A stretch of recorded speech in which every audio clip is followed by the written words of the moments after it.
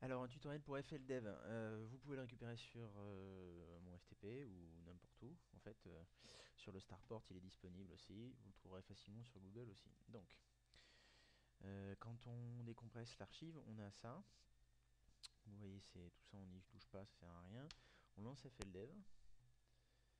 Alors, évidemment, moi, j'ai Freelancer installé, donc vous voyez qu'il est allé prendre le jeu par défaut. Vous changez ça, vous faites donc ici parcourir, vous allez chercher votre dossier de FreeWord. Donc bah, si c'est celui-là, tant mieux pour vous. Si c'est pas celui-là, moi je vais aller chercher le mien.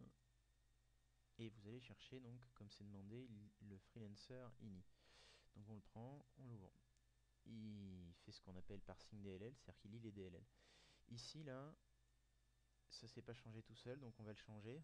Vous voyez, on cherche le ressource.dll. Donc par défaut, quand même le programme est intelligent, il vous met lors de votre recherche dans le bon dossier. Donc il est dans D, FreeWord, exe, hop, ressources, ressources. Output, en fait, si vous voulez, quand vous faites des sauvegardes sur les DLL, Freelancer Developer a le bon goût de ne pas sauvegarder les DLL sur lesquels vous êtes en train de travailler. Il en fait une copie ailleurs. Donc bah écoutez, vous mettez ça où vous voulez. Moi, je vais sur le bureau, je crée un nouveau dossier, je fais FLDev, DLL. Voilà. Et je les mets là-dedans. Voilà, tout simplement. Donc, ensuite, comment ça fonctionne? On va dans DLL Editor. On prend, je sais pas moi, n'importe lequel. Alors, on va prendre le A9. On copie ça. On le met ici. Et hop, vous voyez, ici, on a les caractéristiques, l'IDS info au premier.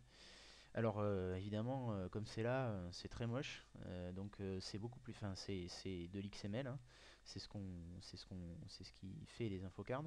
Alors c'est plus simple de cocher la case ici, Use Simple Infocards. Vous cochez et vous vous retrouvez avec une mise en page qui ressemble à un forum tout simplement, hein, vous voyez. Stat c'est en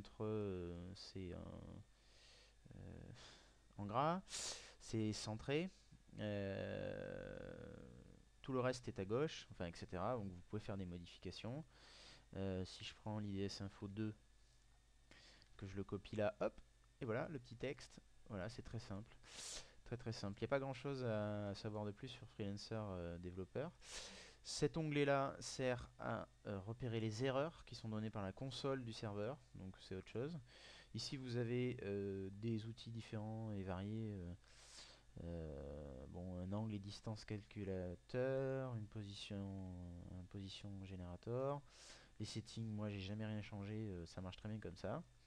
Et voilà, c'est tout. Vous pouvez chercher du texte aussi. Par exemple, je cherche X-Wing. Voilà, par exemple, je fais search. C'est même pas dit que ça marche, non, même pas, parce que ça doit être écrit autrement. On va chercher taille, search. Et voilà, et là il vous sort tout ce qu'il y a dans les tailles. Tout ce qui. Bon, j'ai fait. Alors par exemple, prenons le type indicator, il le change. Ou il le change ici. Vous voyez, il cherche le mot dans tous les DLL. Alors c'est pratique. Si vous dites tiens, il faut que je fasse une correction sur je sais pas moi, n'importe lequel, autre chose, un autre vaisseau, le Suprosa par exemple, vous faites search et puis vous le hop et dites ah bah tiens, je vais faire une petite correction dans le Suprosa. Voilà, tout simplement. Voilà, tout bête.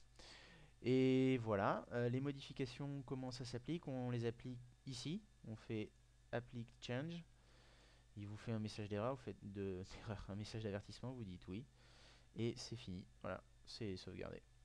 Et c'est terminé.